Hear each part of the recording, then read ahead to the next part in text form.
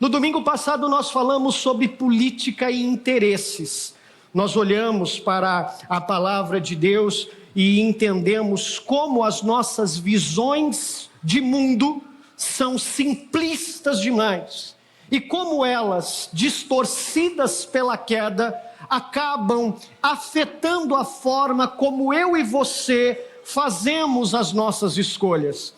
Nós olhamos para o texto sagrado quando o profeta Samuel, num momento de transição da nação de Israel, quando o seu governo como juiz, profeta e sacerdote estava terminando, ele escolhe os seus filhos para a sucessão e o povo decide não escolher os seus filhos, porque eles eram homens ruins para a nação, eles decidem escolher um rei. Só que esse rei era um rei não de acordo com a vontade de Deus, mas de acordo com o modelo das outras nações. Samuel queria os seus filhos corrompidos, não andava segundo o temor de Deus.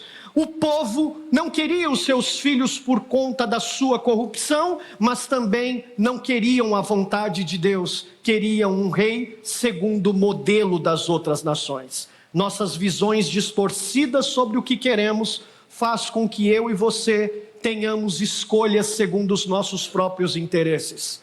O problema é que as nossas visões distorcidas, segundo os nossos interesses corrompidos, nos levam a consequências sérias. O povo amargou uma grande consequência. Deus disse para que Samuel alertasse o povo que eles sofreriam se escolhessem um rei segundo o modelo das outras nações. E foi isso que aconteceu. Se você conhece um pouco da história, isso aconteceu quando Salomão foi rei. Salomão levou 7 anos para construir o templo, mas o seu filho, ele chamado Roboão, ele foi um homem muito mais malvado, muito mais perverso do que Salomão no seu peso, no seu castigo. Salomão levou 7 anos para construir o templo, mas levou 14 anos para construir o seu palácio. E fez tudo isso castigando e escravizando o seu próprio povo.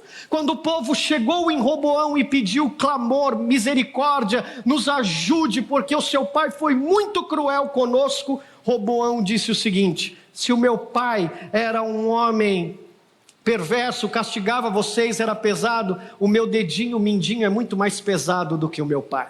O povo colheu as consequências amargas que o Senhor já havia alertado. Nossas escolhas, elas determinam a forma como eu e você vamos viver nesse mundo. Se você não assistiu o domingo passado, você pode ir nas nossas redes sociais e você encontrará o nosso sermão lá, Política e Interesses. Hoje eu quero seguir com você um texto difícil. Apocalipse capítulo 13. Abra sua Bíblia.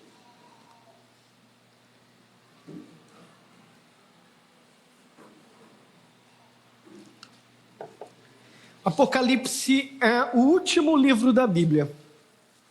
É uma literatura difícil, escatológica. Ela tem interpretações difíceis, talvez um dos livros da Bíblia mais difíceis de ser pregado. E esse capítulo, sem dúvida alguma, é um dos mais difíceis também. Porque nesse capítulo, o que nós vamos encontrar no capítulo 13 é a descrição de 2 bestas. Nos primeiros versículos que nós vamos ler hoje, do versículo 1 até o versículo 10, a primeira besta que sobe do mar. E tem muita coisa que a interpretação hermenêutica escatológica apocalíptica fala sobre essa besta. Do versículo 11 em diante, uma outra besta, a besta que sobe da terra, que saiu da terra, e há também interpretações diversas, dependendo da escola hermenêutica, a respeito dessa besta. Mas o que a tradição costuma chamar essas bestas, que é um senso comum para todas as escolas, para todas as tradições, é que tanto a besta que subiu do mar, como a besta que subiu da terra, nós podemos defini-la como anticristo. Você já deve ter ouvido sobre isso, já deve ter assistido filmes deixados para trás, não é mesmo? Você já deve ter assistido esses filmes. Essa personagem, a besta do mar e a besta que subiu da terra, são definidas como anticristos. E anticristos, o que é, Jefferson? Quem é essa figura que aqui parece um monstro, né? De filme de terror, tem 10 chifres, outras têm 7, e aí a gente fica assustado com ela, tem um monte de cabeça, diadema, arquinho na cabeça, fala blasfêmias, parece um monstro. Quem é essa figura anticristo? Uma definição interessante para você de anticristo é que anticristo é uma espécie de um Cristo rival, um opositor, uma oposição de um Cristo. Ou seja, alguém que se opõe, um substituto, uma espécie de substituto daquele que é um Cristo. Então, todas as vezes que nós olhamos para esse texto, a tradição está propondo para nós, a interpretação bíblica está nos propondo, que diante de nós está se levantando alguém, 2 personagens, uma do mar e uma da terra, e nós vamos conversar sobre isso daqui, que se opõe àquele que é o verdadeiro Cristo. Espécies, substitutos daquele que é o verdadeiro Cristo.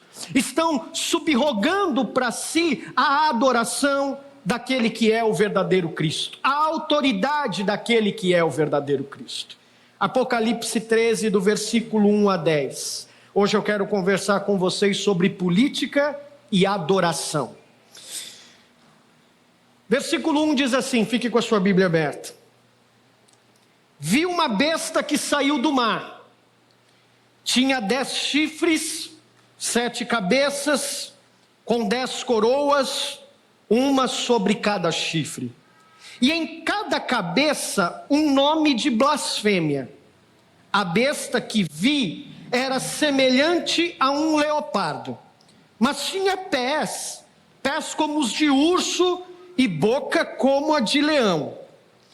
O dragão deu à besta o seu poder, o seu trono e grande autoridade. Uma das cabeças da besta parecia ter sofrido um ferimento mortal, mas o ferimento mortal foi curado. O mundo todo ficou maravilhado e seguiu a besta. Adoraram o dragão, que tinha dado autoridade à besta, e também adoraram a besta, dizendo: quem é como a besta? Quem pode guerrear contra ela? A besta foi dada uma boca para falar palavras arrogantes e blasfemas. Ele foi dada autoridade para agir durante 42 meses. Ela abriu a boca para blasfemar contra Deus e amaldiçoar o seu nome e o seu tabernáculo, os que habitam nos céus. Foi-lhe dado poder para guerrear contra os santos e vencê-los. Foi-lhe dada autoridade sobre toda tribo, povo, língua e nação. Todos os habitantes da terra adoraram a besta, a saber, todos aqueles que não tiveram seus nomes escritos no livro da vida do Cordeiro que foi morto desde a criação do mundo. Aquele que tem ouvidos, ouça. Se alguém há de ir para o cativeiro irá. Se alguém há de ser morto à espada haverá de ser. Aqui estão a perseverança e a fidelidade dos santos. E esta é a palavra de Deus. Curve a sua cabeça, eu quero orar por você. Deus bendito, obrigado por tua palavra, autoritativa, inspirada, guia para nossos pés, lâmpada para os nossos caminhos. Obrigado, Senhor, porque ela nos instrui sobre como eu e meus irmãos devemos viver nossa vida nesse mundo caído. tomando nossas decisões em todas as áreas da nossa vida, sobre todas as coisas que vamos fazer, desde as coisas mais simples, como que faculdade vamos fazer e como isso irá te glorificar, como também que decisão vamos tomar quando estivermos diante daquela urna no primeiro fim de semana do mês que se aproxima. Nos ajuda a sermos maduros e, à luz da Tua palavra, a não devotarmos nossa adoração a homens e mulheres, a anticristos desse mundo que buscam pela nossa devoção, mas curvarmos a nossa vida, a nossa voz, os nossos joelhos, àquele que é o verdadeiro Cristo, o verdadeiro Senhor, morto e ressurreto. É assim que oramos, em nome de Jesus. Quando nós olhamos para o livro de Apocalipse, irmãos, nós precisamos ter uma ideia de interpretação. Deixa eu te explicar um pouquinho isso. Existem algumas escolas de interpretação hermenêutica. Uma delas, chamada de preterista. Quando eles olham para o Apocalipse, eles entendem de forma objetiva a ideia de que todos os eventos que estão sendo citados aqui no Apocalipse, eles aconteceram mais precisamente ali no primeiro século, ali na igreja primitiva. Há uma outra escola chamada historicista, mas uma que eu quero mais focar aqui com vocês, duas especialmente, chamada futurista. Uma escola de interpretação que vai olhar para os textos o texto do Apocalipse, para esses capítulos, e vai entender que esses acontecimentos do Apocalipse são acontecimentos futuros. Essa é a maior realidade aqui no Brasil. As escolas teológicas, elas caminham por essa perspectiva mais futurista, de acontecimentos que ainda irão acontecer e que nós ainda estamos na expectativa daquilo que vai acontecer. Há uma escola também chamada idealista, uma escola que olha para esses acontecimentos do Apocalipse, olhando para eles sobre a perspectiva de que esses acontecimentos, eles acontecem em todos os tempos da história da igreja. Ou seja, eles já aconteceram em alguma medida com os cristãos do primeiro século, e ao longo da história eles já vêm acontecendo. Portanto, nem é só lá no primeiro século, nem é só para o futuro, mas esses acontecimentos eles já estão acontecendo na história da igreja. Esse pastor que vos fala, ele está caminhando com vocês em alguma medida aqui na escola futurista e idealista, sobre a perspectiva, sobretudo, de que esses acontecimentos aqui, eles acontecem todos os dias, já aconteceram e estão acontecendo no nosso momento. Por que isso é importante eu te dizer? Porque se a gente viver sob a perspectiva do anticristo, apenas sobre a realidade futurista, eu e você ainda estamos esperando esse indivíduo chegar. Só que se eu e você compreendemos que anticristo é todo aquele indivíduo que se opõe aos planos e aos desígnios de Deus, é todo aquele que se coloca como um substituto de Deus, um redentor que clama pela nossa fidelidade. Hoje, nesse nosso tempo, já existem diversos anticristos que estão no nosso tempo gritando pela nossa adoração e pela nossa devoção, especialmente no ambiente político. Todos os dias que você liga o seu canal de televisão em algum horário específico, hoje na programação da televisão você vai encontrar lá o programa eleitoral, o horário político. E quando você liga o seu canal de televisão lá no horário político, o que você vai encontrar são candidatos se apresentando para você e apresentando ali uma espécie de plano de governo, quando dá tempo, né? Quando não é curtinho e ele só fala para você, ó, meu nome é fulano de tal, vote em mim, e é apenas isso que dá tempo dele dizer. Mas a verdade é que a proposta dessa apresentação é te convencer de que ele é a melhor coisa que já aconteceu na sua vida. Nesse tempo da sua existência, olha como você foi sortudo, você conheceu Ele.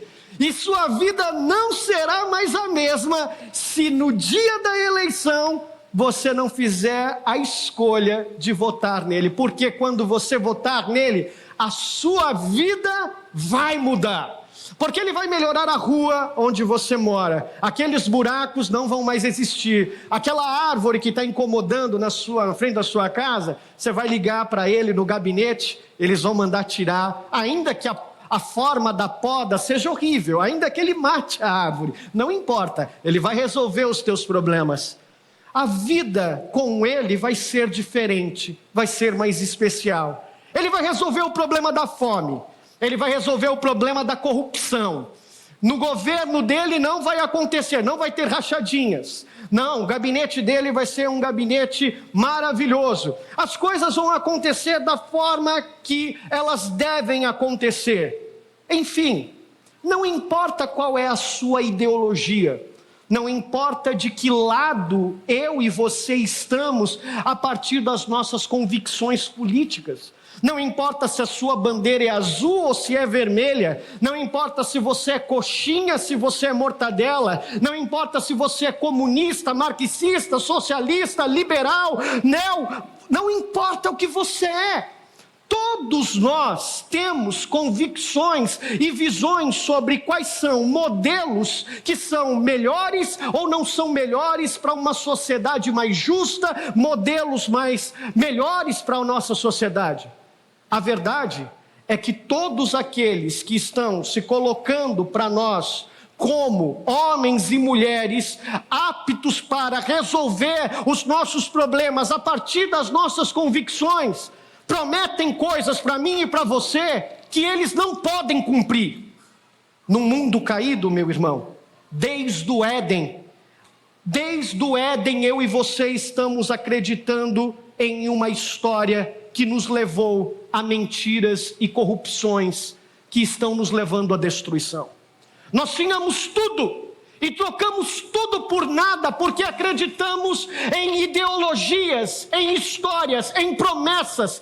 Acreditamos que se fizéssemos como era prometido, nós teríamos tudo como ele era. E desde então, eu e você temos amargado dor e sofrimento, distanciados de Deus, rompemos com Ele, acreditando em modelos de promessas ideológicas, adorando aquilo que não deveria ser adorado, acreditando que neles nós poderíamos se opor a Deus, acreditando que nessas coisas nós teríamos redenção.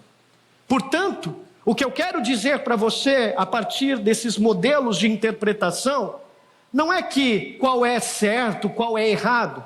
Não, o que eu estou querendo dizer para você, com esses modelos de interpretação, é simplesmente que qualquer homem ou mulher, ou modelo político ou governo, que se coloque diante de você como um redentor, como um substituto de Deus, como um substituto de Cristo, ele é um anticristo para você. Seja o seu político de estimação, seja a sua ideologia de estimação, seja o governo de estimação, seja o seu 7 de setembro de estimação, seja o que você quiser colocar na sua prateleira de estimação, qualquer coisa que substitua Cristo como Redentor e o Senhor da sua vida, goste você ou não, segundo a palavra de Deus, é um substituto de Cristo para você? É um anticristo. Agora, olha que interessante. Na minha profissão, eu não sei se você sabe, você talvez esteja visitando a Urbana pela primeira vez. Eu sou bivocacionado, eu atuo como advogado, e aí na minha área específica de atuação, eu sou criminalista. Às vezes eu preciso ir até o Paraguai. E eu tenho um amigo que morava no Paraguai fazendo medicina, estudava lá. Uma vez eu ia ficar muito tempo no Paraguai, e eu, para não ficar distante da minha família, levei eles para ficar comigo em Foz do Iguaçu, né? Ficaram lá em Foz do Iguaçu, enquanto eu fui cuidar do lado escuro da força. Então, eu aproveitei que um dia eu estava de folga lá com a Thaís, com as crianças, né? Fomos passear, ver as cataratas, e a gente foi fazer aquela coisinha que todo brasileiro gosta, né? Fui atravessar a ponte e fazer compras, né? E aí liguei para o Kelvin. Kelvin, ele é pastor, mora em Manaus, estava estudando em medicina no Paraguai. Falei, Kelvin, quero ir no Paraguai fazer umas comprinhas e tal, vou atravessar a ponte, vou lá. Aí ele falou, não vai não. Falei, por quê, cara? Qual o problema? Ele falou, não, hoje eu não posso ir, é melhor que você espere que eu vá com você. Eu falei, por quê, cara? Não, porque se você for, você vai ser enganado, cara, você não está entendendo o que é isso daqui. Não, estou precisando comprar um celular, comprar um perfume. Não, cara, você precisa ir comigo. Porque se você for sozinho, você vai achar que vai comprar uma coisa original. Mas o que você vai comprar é aquela famosa, é do Paraguai. E aí, meu irmão, la garantia sou eu, né? Não dá. Você precisa ir comigo que eu vou te levar no lugar certo. Você vai conhecer a loja certa, vai ser mais barato, fica tranquilo. Não vai ter essa tributação toda que tem no Brasil. Mas a verdade é que você precisa entender que não dá simplesmente para confiar, não dá para chegar e simplesmente se envolver e acreditar que você está fazendo um bom negócio. Você precisa ter certeza, precisa se assegurar. E é isso que o texto sagrado que nós lemos vai trazer indícios para a gente. Porque anticristos, irmãos, são todos aqueles que se apresentam para nós como esse Paraguai, como esse substituto de Cristo, clamando pela nossa adoração, que a gente não pode confiar, que a gente tem que se assegurar. Deixa eu te mostrar isso no texto. Dá uma olhadinha nos versículos de número 1 até o versículo de número 2, o que está escrito. João, ele diz o seguinte: vi uma besta, ela saía do mar, tinha 10 chifres e 7 cabeças, com 10 coroas, uma sobre cada chifre. Talvez na sua Bíblia está escrito diademas, né? Uma sobre cada chifre, e em cada cabeça um nome de blasfêmia. A besta que eu vi era semelhante a um leopardo, mas ela tinha pés como os de urso, e ela tinha boca como um leão. E aí, quando a gente lê isso, a gente fica perguntando, o que significa isso, Jefferson? Deixa eu te explicar. Todas as vezes que essas expressões, chifres, cabeças, coroas, elas aparecem na Bíblia aqui, especialmente no livro de Apocalipse, elas estão apontando para a gente sobre uma figura política, sobre um modelo de governo. Então, a ideia apocalíptica aqui, a interpretação que a gente tem que ter sobre esse texto, é sobre uma ideia política e de modelo de governo. É isso. Essa besta não é um monstro de filme de terror, é uma figura política, um modelo de governo, eventualmente um homem, uma pessoa que está se levantando, que João está olhando e dizendo, olha, eu vi essa figura política, esse modelo de governo, esse homem, ele tinha 10 chifres, 7 cabeças, 10 coroas. O que é isso, Jefferson? Isso aponta de forma figurativa para esse movimento político, esse modelo político. E isso toma mais corpo, mais força, quando a gente olha para o versículo 2. Porque no versículo 2 vai falar que essa besta, ela era semelhante, ela tinha uma aparência de um leopardo, mas ela tinha pés como os de urso e boca como de um leão. Jefferson, o que é isso? Parece um Frankenstein. Quando a gente olha para Daniel, o livro de Daniel no Antigo Testamento, especialmente no capítulo 7, versículos 4, 5, 6, depois você volta lá e dá uma olhadinha, isso vai ficar mais claro para você. Daniel também é um livro com uma ênfase escatológica, O profeta Daniel também fala sobre questões do que iriam acontecer, questões sobre o fim dos tempos. E quando Daniel, no capítulo 7, ele fala sobre essas questões, nesses versículos ali no capítulo 7, ele fala sobre 4 animais. Esses animais são o leopardo, o urso e o leão, e um sobre um outro. E ele fala sobre esses animais apontando para regimes, governos políticos do nosso tempo. Então, quando João está olhando essa visão e ele vê essa besta que tem a semelhança de um urso, a semelhança de um leopardo e a semelhança de um leão, essa ideia, essa visão fazia sentido para João. Essa ideia não era estranha. Quando ele viu aqueles chifres, quando ele viu essas coisas e viu a semelhança de um leopardo, a semelhança de um urso, a semelhança desse animal, desse leão, ele falou: opa, eu já vi isso. O profeta Daniel lá atrás já havia dito essas coisas. Isso daqui são reinos, são governos. Agora, tudo bem, João, a gente está falando de espectros políticos aqui. A gente está falando de governantes, mas o que é importante eu saber sobre esses governantes? O que é importante? Por que esse texto está aqui? Dá uma olhadinha a partir então do versículo seguinte, da continuidade do versículo 2, a parte B. É que João vai fazer uma descrição sobre esse governante, sobre esse anticristo, esse substituto de Cristo, dizendo para mim e para você que anticristos, esses que agem como modelos que se opõem ao verdadeiro Cristo, eles agem, preste bem atenção nisso, eles agem no poder de Satanás. Dá uma olhadinha na continuidade do versículo 2. A besta que eu vi era semelhante a um leopardo, ela tinha pés como os de urso e boca como o de leão. E aí ele vai dizer o seguinte: o dragão, agora apareceu um dragão na história, está parecendo historinha de criança, né? O dragão deu à besta o seu poder. Agora ele diz o seguinte: não deu só o seu poder, deu o seu trono e deu grande autoridade. Aí você deve estar se perguntando: que dragão é esse? Volta no capítulo 12, versículo de número 9.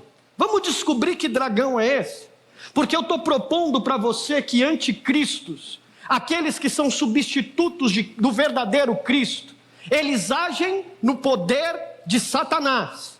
E a gente leu aqui que esse dragão deu poder para esse anticristo, deu autoridade e deu o seu trono para ele. Então quem é esse dragão? Dá uma olhadinha, capítulo 12, versículo 9. O grande dragão foi lançado fora. Quem ele é? Ele é a antiga serpente chamada Diabo, ou Satanás, que engana o mundo todo. Ele e os seus anjos foram lançados à terra. Quem é o dragão? O dragão é o próprio Satanás, o diabo. Portanto, esse anticristo, que sobe como uma expressão política de governo, é um agente de Satanás, é alguém que é usado pelo próprio diabo, a quem recebe poder, autoridade para agir em seu nome, a seu mando. E olha o que diz o versículo de número 7 do capítulo 13, irmãos. Versículo de número 7. Esse dragão, a gente já sabe quem é e o que ele fez. Ele deu poder, ele deu autoridade e deu o seu trono. E ele no versículo 7 vai dizer para que é esse poder. Versículo 7. Foi-lhe dado poder para guerrear contra os santos e para vencê-los.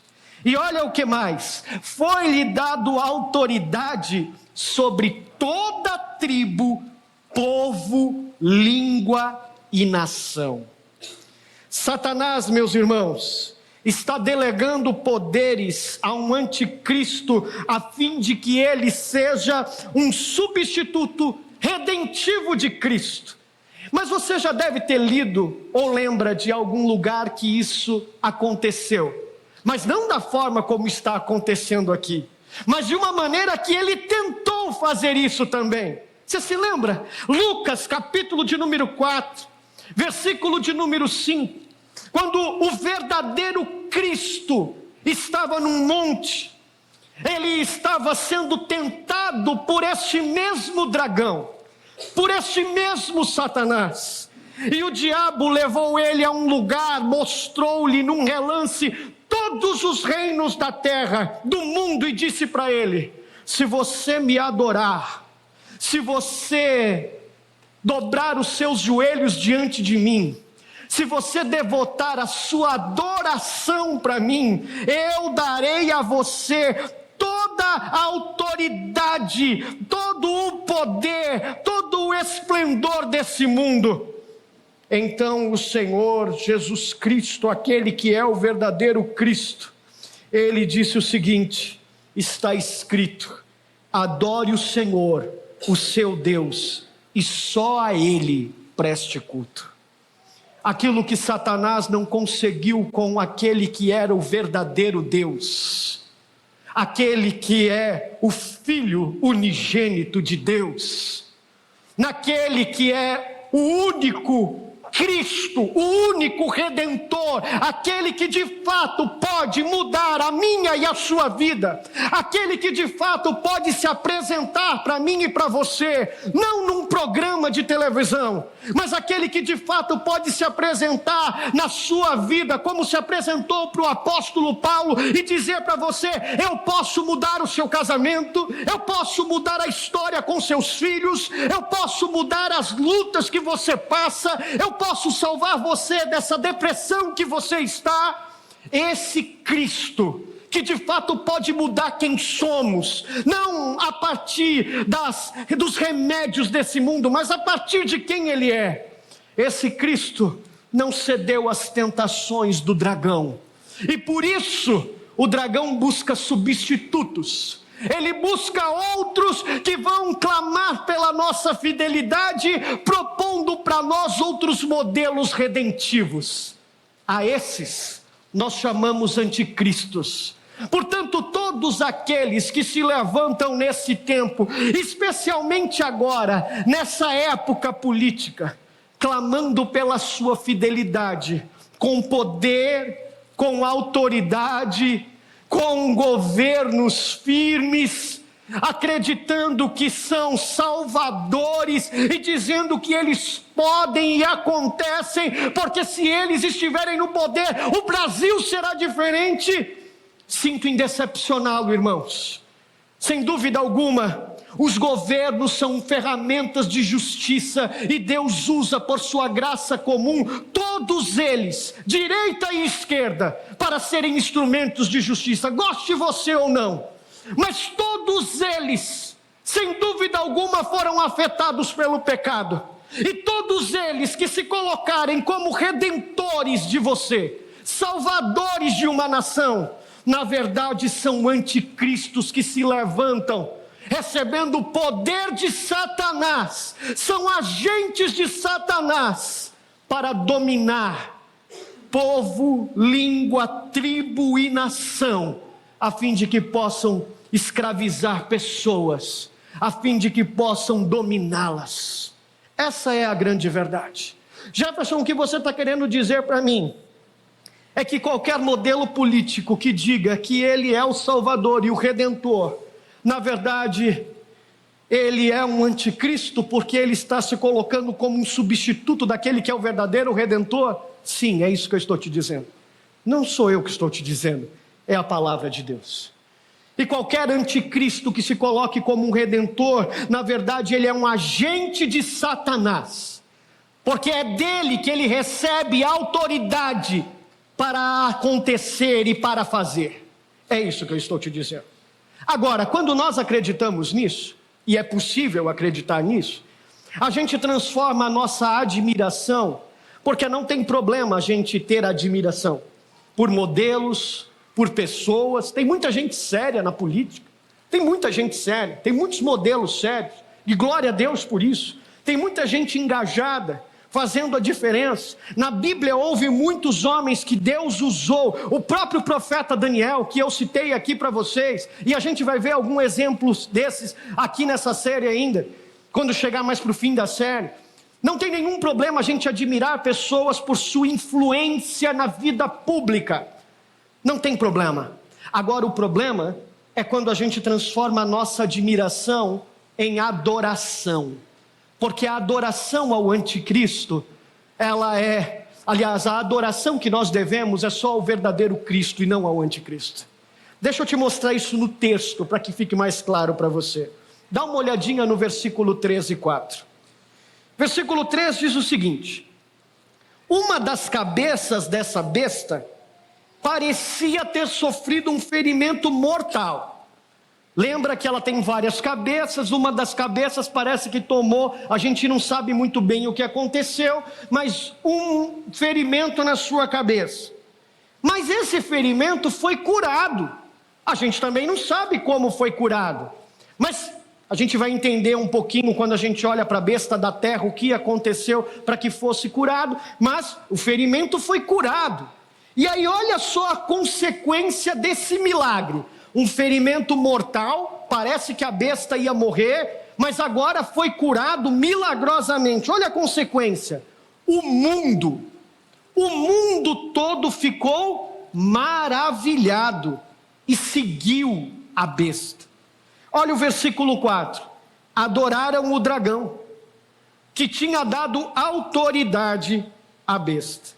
Olha que interessante, quando a gente olha para esse evento miraculoso, esse milagre, o ferimento de morte, que era para a morte, é curado milagrosamente. O que o texto vai dizer é que o mundo ficou maravilhado. Esse maravilhamento aqui é admiração, é um ato de apreciar, é aquele espanto que a gente faz assim: uau, nossa, que incrível. Eu não sei se eu já contei para vocês, né? Mas o Arthur tem essa mania. Quando a gente está brincando com eles, ou quando ele vê uma coisa muito assim, aí de repente ele faz: uau! O Arthur é meu filho, vai fazer 2 anos. A gente racha o bico, ele faz: uau! É o espanto, é o maravilhamento. E quando você olha para o texto, você vai ver no final do versículo 3, que o mundo inteiro, quando viu esse milagre, ficou maravilhado. Fez que nem o Arthur: uau! Como que isso pode acontecer? Ele ia morrer, mas ficou curado. Só que não parou na admiração, né? Não parou nessa ideia. E aí uma espécie de admiração é aquela que a gente ouviu esses dias, eu lembrei agora disso, né? Um tempo atrás, né? Maravilhamento. Jesus é um cara legal, né? Eu até curto Jesus, eu gosto dele. Isso é um maravilhamento, né? A gente admira Jesus, uau! Mas aí não parou por aí. Olha a continuidade do versículo 3. E eles se maravilharam e seguiu a besta. Seguiu. E esse seguiu aqui, irmãos, a palavra no original, no grego, não é só um seguir de, você está indo para lá, eu vou te acompanhar. A palavra original tem a ver com discipulado, tem a ver com discípulos. Então tem a ver com fazer a imagem de, tem a ver com querer seguir para ser a imagem, a forma.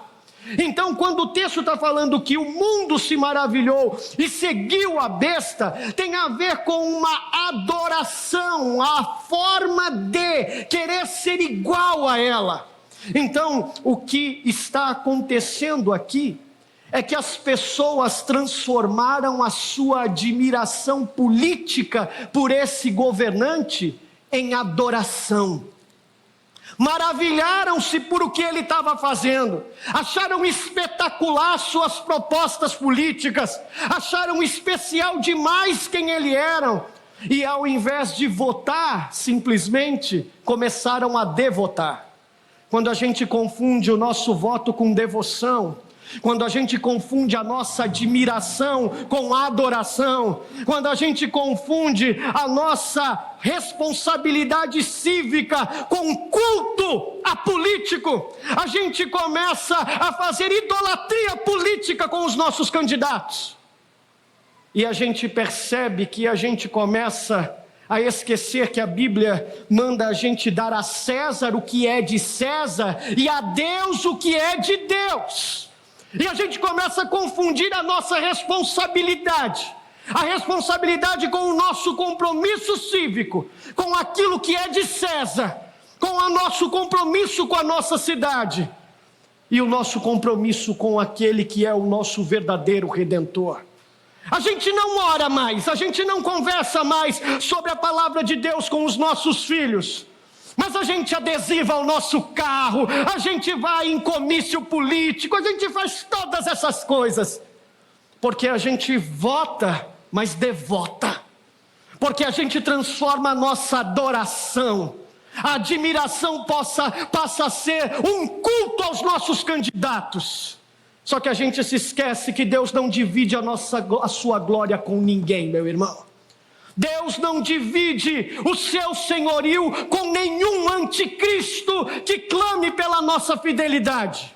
Desculpa, meu irmão, se isso te incomoda, mas isso é a palavra de Deus. O mundo se maravilha e segue as bestas. Tem muita besta por aí, é verdade.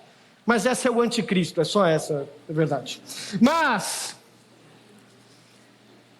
piada pastoral, irmãos.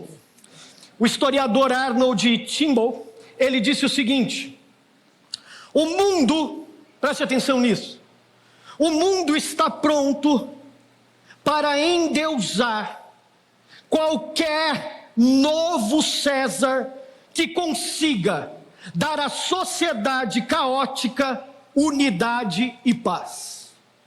O mundo está pronto para endeusar qualquer outro César, qualquer um que venha e diga assim, ó, Deus, pátria, família, nação. A gente está pronto para transformar ele em um Deus para nós. Mas deixa eu te dizer uma coisa, não há ninguém que sente numa cadeira do Planalto ou do Paço Municipal que deva merecer a sua devoção. Só existe um Cristo. Não é César, não é a direita, não é a esquerda, não é o socialismo, não é a direita, não. Cristo. Por causa disso, homens perderam a sua vida na história. Por causa disso, Policarpo, pai da igreja, bispo da igreja de Esmirna, foi cozido num boi de bronze, porque ele não devotou César, mas ele disse, Cristo é o meu Senhor, e eu não vou dar devoção a nenhum outro homem nessa vida. Ele morreu cozido, mas eu e você estamos matando Cristo todos os dias, devotando a nossa adoração aos homens que estão clamando, políticos que estão clamando pela nossa fidelidade. Maravilhados, espantados, estamos seguindo políticos de estimação. Agora, meu irmão, deixa eu te espantar, porque eu preciso caminhar para o final. Eu disse que esse texto é difícil. Adorar o anticristo, como nós vimos aqui, é adorar o próprio Satanás. Olha a continuidade do versículo. Versículo de número 4. Eles adoraram, versículo, o mundo todo ficou maravilhado e seguiu a besta. Olha a continuidade do versículo 4. Adoraram o dragão. Ué, mas eles não seguiram a besta? Eles não ficaram maravilhados e seguiram a besta, Jefferson? Mas olha o que diz o versículo 4. Eles adoraram o dragão que tinha dado autoridade à besta.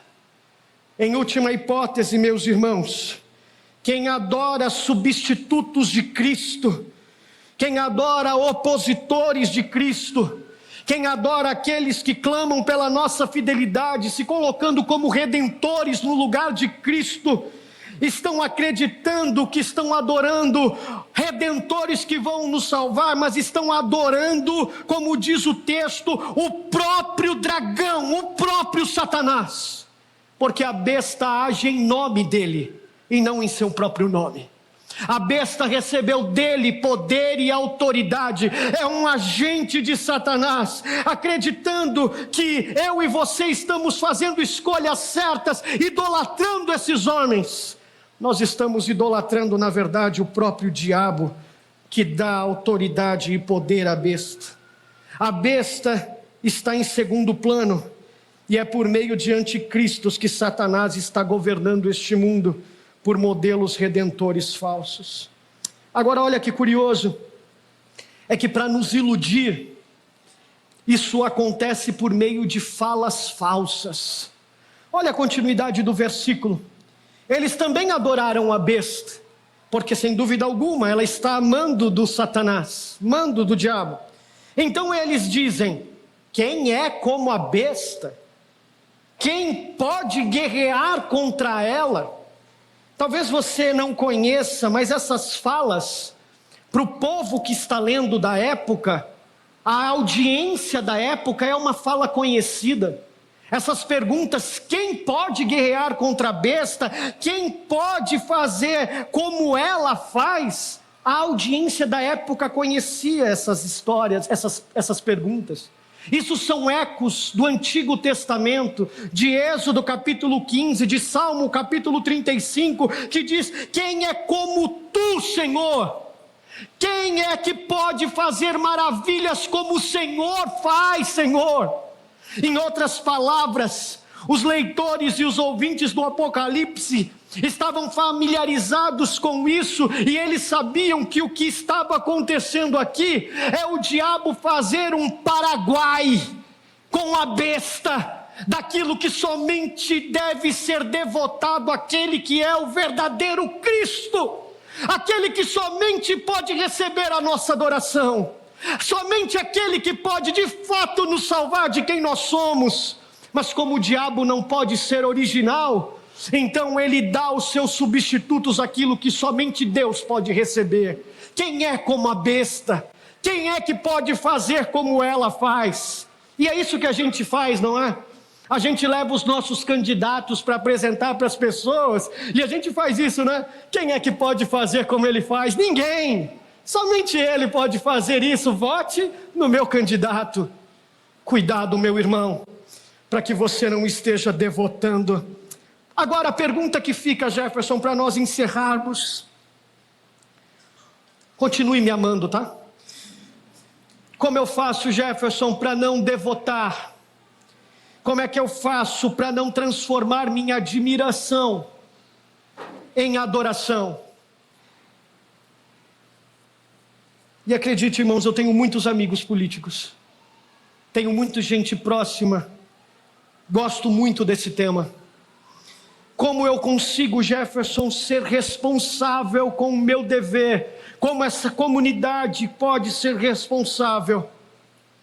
Depositando nossa esperança em Cristo, aquele que merece a nossa verdadeira adoração. Olha o versículo 8, irmãos. E aqui é lindo. Isso é um cântico. Quando eu li o texto, eu fiquei emocionado. Quem são aqueles que não vão adorar modelos políticos, falsos redentores? Olha o que João diz: todos os habitantes da terra adoraram a besta, todos devotaram adoração a ela, a saber, aí ele vai dizer quem foi, e ele faz isso dizendo, por meio de uma forma excludente: esses que adoraram são aqueles que não tiveram seus nomes escritos no livro da vida. Quem foi que adorou a besta, Jefferson? Quem foi que se prostrou diante dela e devotou adoração a falsos cristos? Aqueles que não tinham o seu nome escrito no livro da vida. Um dos brados da reforma, meus irmãos, nós somos uma igreja batista de tradição reformada. Um dos ecos da reforma é uma expressão latina solos Cristos. No ano passado, na série da Reforma, no mês de outubro, nós pregamos sobre esses solas. Você pode ir lá e você vai encontrar. Um dos solas é um somente Cristo. O que os reformadores estavam querendo dizer quando disseram somente Cristo, é a ideia de que para a igreja de Jesus, não existe nada que se coloca entre ela e o seu Senhor. Nada. Não existe proposta indecente, por mais às vezes que elas nos tentem. Não existe nenhum modelo político. Não existe nenhum César do nosso tempo. Não existe nenhum anticristo do nosso tempo. Somente Cristo. Aliás, Lutero, quando escreveu o hino da Reforma, Castelo Forte, foi esse o brado que ele disse. Somente Cristo é a razão pela qual homens e mulheres não se curvam diante de anticristos no nosso tempo. Jefferson, são aqueles que vão se curvar? São aqueles que não possuem o seu nome escrito no livro da vida. Os que não tiverem seus nomes escritos no livro da vida do Cordeiro, são aqueles que se prostram diante de Satanás e de todos aqueles que ele usa a fim de governar esse mundo, o príncipe deste tempo. Mas aqueles que entendem que apesar das dificuldades que vivemos, nossa esperança não está em homens, bandeiras, cores, partidos, mas nossa esperança está depositada em uma pessoa, sim, Cristo Jesus, e somente nele, esses não se curvarão. Agora, deixa eu te mostrar uma coisa interessante. Esses têm uma disposição ao martírio, uma disposição para morrer, porque olha que curioso, essa disposição não vem deles, essa disposição vem do seu Senhor. Olha o nome desse livro, meu irmão. A gente que é rato de igreja, que nasceu na igreja, que vive na igreja, que está há muito tempo na igreja, a gente sempre ouviu os nossos pais dizer assim, o nome, Deus vai apagar seu nome do livro da vida, né? Aí aquela borracha santa que apaga, e a folha é uma folha impressionante, né? Que nunca rasga, porque apaga, escreve, apaga. Somente a graça, meu irmão, né? Mas enfim, a gente está acostumado a dizer que o livro da vida, e para por aí, mas o nome do livro não é livro só da vida. Olha o que João diz aqui, meu irmão. Todos aqueles que não tiveram seus nomes escritos no livro, e ele vai dar o nome do livro, e ele vai dizer o nome desse livro aí, olha, o livro da vida do Cordeiro que foi morto desde a criação do mundo. Não é só livro da vida de quem? Esse livro está falando de quem? Da vida de quem? Da minha? Não, ele está falando da vida de um Cordeiro que foi morto. Está falando sobre martírio, sobre uma disposição em morrer. Mas como ele é da vida se o Cordeiro foi morto? Como que ele pode ser vida se esse Cordeiro morreu? O livro da vida do Cordeiro que foi morto desde a criação do mundo, antes mesmo que eu e você pensássemos em existir. Deixa eu te mostrar isso na continuidade dos versículos. Versículo 9. Aquele que tem ouvidos ouça. Se alguém há de ir para o cativeiro, para não devotar a nenhum anticristo, é isso que João está dizendo, para não se curvar diante de nenhum César, para o cativeiro irá. Por quê? Porque o seu nome está escrito no livro da vida do Cordeiro que foi morto. Olha a continuidade do versículo. Se alguém há de ser morto à espada, para não se curvar diante de nenhum modelo de anticristo desse mundo, ele será morto à espada também, porque o modelo que ele segue não é nenhum modelo desse tempo, porque o seu nome está escrito no livro da vida do Cordeiro que foi morto. Sabe quem ele segue? Não são os redentores desse mundo. Ele segue um Cordeiro que morreu para que eles tenham vida.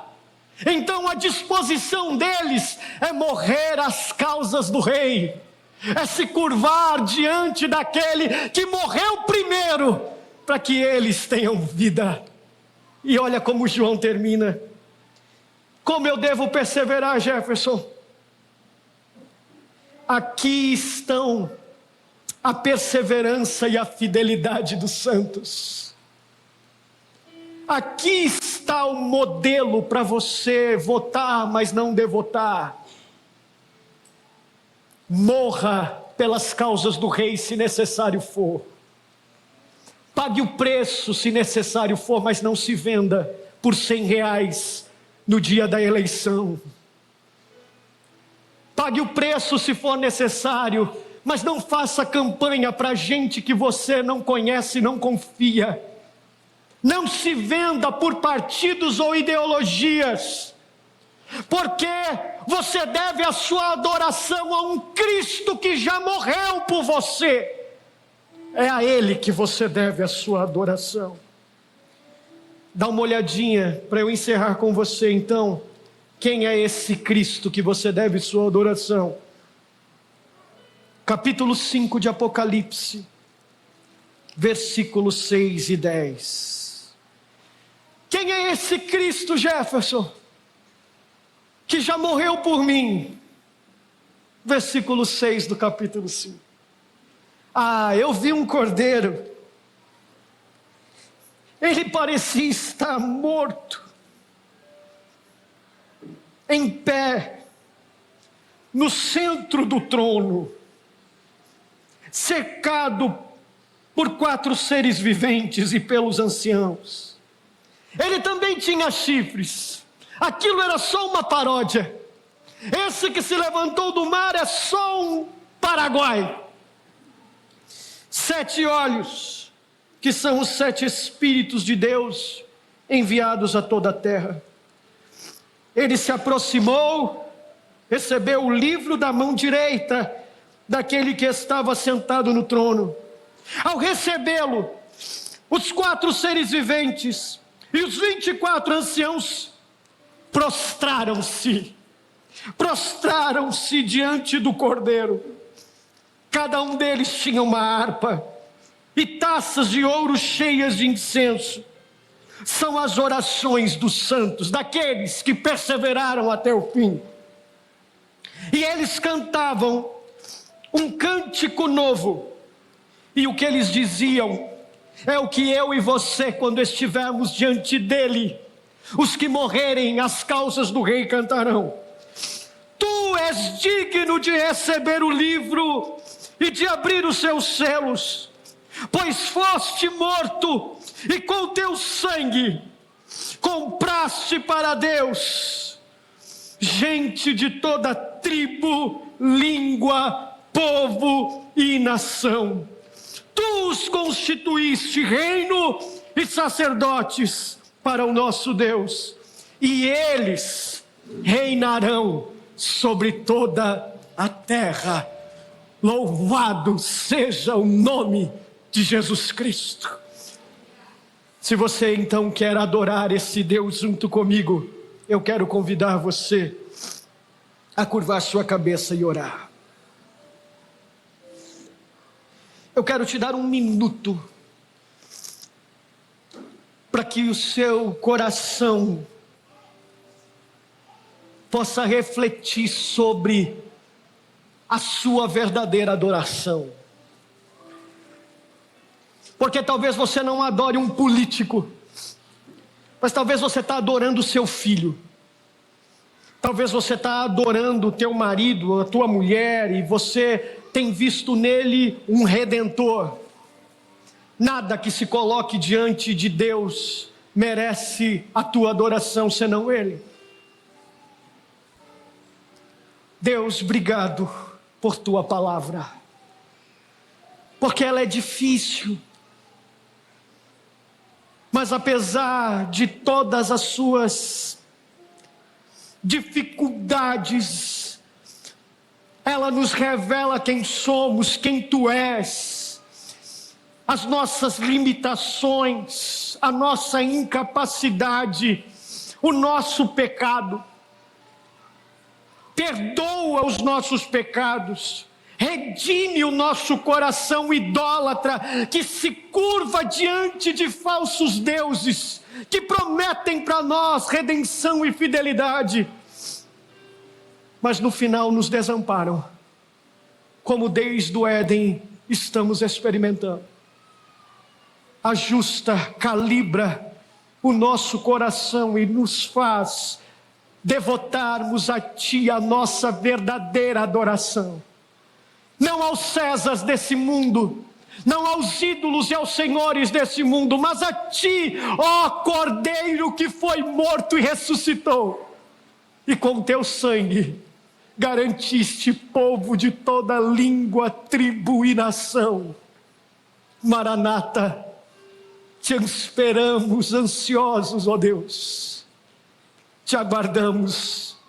Ajuda os meus irmãos a tomarem decisões responsáveis e maduras, sem devotarem, mas adorarem apenas a Ti. É assim que oramos, em nome de Jesus. Amém.